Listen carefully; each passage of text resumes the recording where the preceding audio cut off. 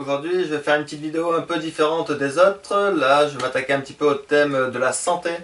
Donc, on va évoquer un petit peu quelques plantes médicinales, quelques-unes de leurs vertus. Et puis voilà, donc c'est parti pour la petite vidéo se soigner avec les plantes. Donc, on va commencer avec l'agastache. L'agastache, c'est une plante aromatique vivace, qui est une excellente plante, qui sent vraiment très très bon. En plus, elle est très mellifère. Donc, en partie médicinale, on peut utiliser toute la plante. On fait donc des infusions avec, et donc l'intérêt c'est de pouvoir diminuer la fièvre.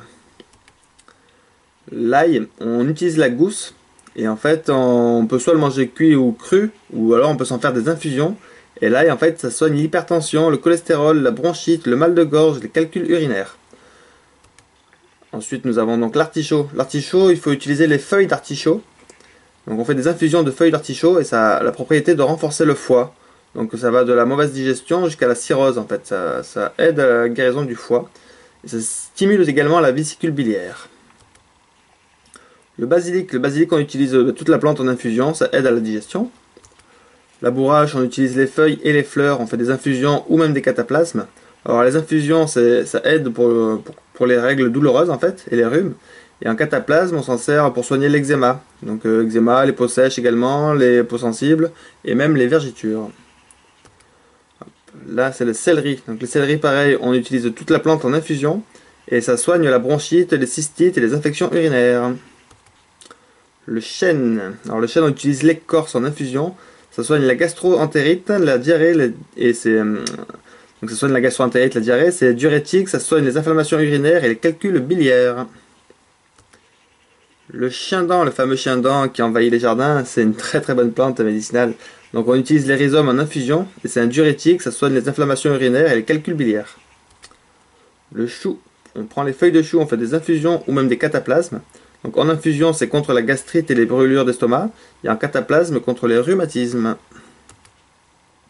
Le citron, donc là on utilise le fruit, on fait des jus de fruits, des jus de citron, donc ça aide à lutter contre le refroidissement et les maux de gorge. La consoude, on utilise toute la plante, on fait des cataplasmes, ça soigne les contusions, les foulures, toutes les blessures et toutes les blessures en fait. Le nom de consoude vient du fait que c'est la particularité de pouvoir consolider, c'est pour ça qu'on l'appelle consoude. En fait, à l'intérieur de la plante, il y a une molécule qui active en fait la régénérescence des cellules en fait. Donc c'est énormément de vertus. Pour chaque plante, en fait, je dis que quelques vertus. En réalité, on pourrait faire des recherches sur chaque plante bien plus approfondies et trouver énormément de quantités de vertus. Là j'en cite juste quelques-unes sur beaucoup de plantes connues, mais en fait on pourrait s'arrêter bien plus longtemps sur chaque plante. Hein. Hop. Donc l'eucalyptus, on utilise les feuilles, donc c'est plutôt utilisé en inhalation, ça aide à soigner les toux, les bronchites, les maux de gorge, la grippe, les rhumes. Donc il y a le fenouil également, on peut utiliser toute la plante en infusion, ça aide à lutter contre les ballonnements, les flatulences, les désindigestions en cas d'allaitement, et ça aide à stimuler la lactation également. Le frêne, on utilise les feuilles et les jeunes pousses en infusion, c'est un stimulant, ça soigne de la goutte, les calculs urinaires et les fièvres. Hop. Là on a le laurier sauce, on utilise les feuilles en infusion, et donc ça aide à lutter contre les problèmes digestifs. La lavande, on prend les branches et les fleurs, on fait des infusions, ça aide à lutter contre l'anxiété, la nervosité, le stress et les troubles du sommeil. Hop. Le mélilo, on utilise les fleurs en infusion, ça soigne les jambes lourdes, les insuffisances veineuses et les hémorroïdes. Hop là, on a la mélisse. Donc la mélisse, on utilise toute la plante en infusion, et c'est un excellent sédatif, calmant, et c'est également calmant pour pouvoir se coucher le soir, c'est une très bonne plante. Hop là, on a de la menthe. La menthe, pareil, on utilise toute la plante en infusion, ça soigne les troubles digestifs. Hop. L'ortie, on utilise toute la plante en infusion ou en cataplasme. Donc en infusion, ça a entre autres les vertus de tonifiant, c'est un draineur, c'est un anti-allergique. Ça aide à lutter contre les rhumes des foins par exemple. Ça aide à lutter également contre les cystites et les calculs rénaux. Et en cataplasme, on peut l'utiliser en cataplasme donc pour soigner l'arthrite, l'arthrose et la goutte. Pareil sur l'ortie, il y a des livres complets qui existent. J'aurais pu donner énormément de vertus que je ne dis pas maintenant. Mais comme je disais tout à l'heure, je fais un passage rapide sur chaque plante. Hop, alors là, si je dis pas de bêtises, on est sur du persil. Donc le persil, on utilise toute la plante en infusion et ça aide pendant les règles douloureuses. Donc le pin, on utilise les jeunes pousses de pin, on fait des inhalations avec et ça aide à lutter contre les toux grasses, les bronchites, les trachéites et les rhumes. Hop, là, on a le plantain. Donc le plantain, on utilise toute la plante. Donc soit en infusion, soit en cataplasme. Donc en infusion, ça a entre autres les vertus de purificateur de sang, des poumons, de l'estomac et ça aide à lutter contre énormément de maladies en fait. Et en cataplasme, c'est un antiseptique, soigne les coupures, toutes les piqûres d'insectes et les brûlures d'orties. La potentille, donc on utilise les rhizomes surtout, on fait des infusions et ça aide à lutter contre les diarrhées. La prêle, on peut utiliser toute la plante en infusion ou en cataplasme. Donc en infusion, ça soigne les os et les articulations et ça aide à soigner les fractures et déminéralisation, décalcification et l'ostéoporose. Et en cataplasme, par contre, ça tonifie la peau, ça soigne les plaies et les brûlures. Hop, là on est sur du romarin. Romarin, on utilise toute la plante en infusion ou en cataplasme. Donc en infusion, ça aide à lutter contre les maux de tête, les migraines, et en prévention aussi contre les maladies dégénératives comme Alzheimer. Et en fait, parce qu'il y a un fort effet antioxydant dans cette plante. Hein. Et en cataplasme, ça aide à lutter contre les rhumatismes, l'arthrite, l'arthrose et le torticolis. La ronce, donc on fait des infusions de feuilles de ronce, ça soigne la diarrhée. Hop.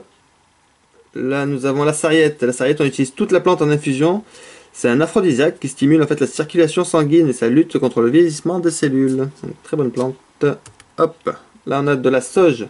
La sauge, on fait pareil des infusions avec les feuilles de sauge. Ça aide à lutter contre les transpirations excessives, les bouffées de chaleur dues à la ménopause, les problèmes de digestion, refroidissement, la toux et la bronchite.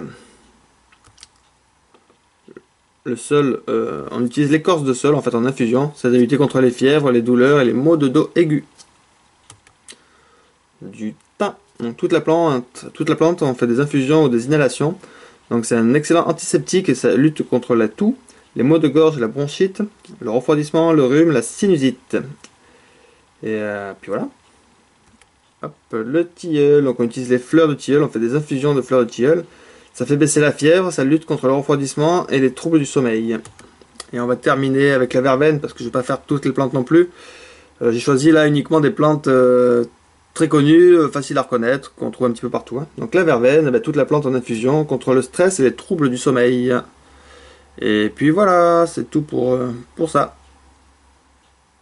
Donc voilà, je termine la vidéo comme ça. Juste, je voulais dire que c'était une vidéo vraiment très succincte avec je donnais juste quelques vertus pour chaque plante.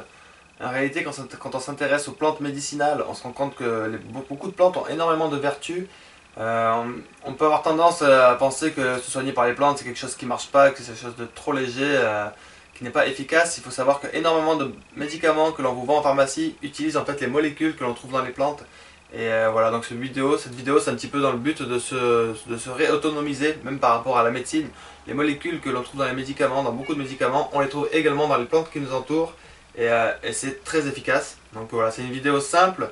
Je ne donne que quelques vertus. À vous de faire vos recherches et trouver un petit peu plus. C'était juste pour lancer cette idée là. Et puis voilà, merci, à bientôt pour une prochaine vidéo.